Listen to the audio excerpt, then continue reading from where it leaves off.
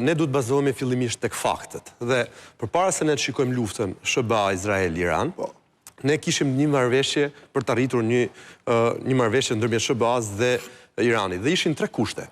Kushti i parë ishte mos avancimi i bombës bërthamore, kushti i dytë kapacitetet e raketave balistike dhe kushti i tretë edhe drone, kushti i tretë ishte mos trajnimi dhe furnizimi me armë i grupeve rebele apo grupeve parlamentare, të cilët realisht vitet e fundit kemi parë baza amerikane të shkatruara nga këto dron apo nga këto raketa, ndërkohë kemi parë aeroplan mbajtëse apo anije luftarake të Shtetit Bashkuar të Amerikës apo vende të tjera sulmuara nga këto grupe, kemi parë edhe grushte shtetit të mbështetura, sulmin në Izrael nga Hamasi, ku realisht Irani luan një rol vendimtar në trajnimin e trupave, në furnizimin me armatim.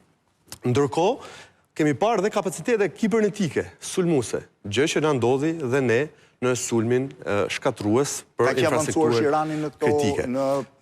Ne shikojmë përpara kësaj lufte, ne shikojmë një Iran të frikshëm me avancimin e këtyre kapaciteteve dhe në të ardhmen mund bëjë një shtet i pakontrollueshëm.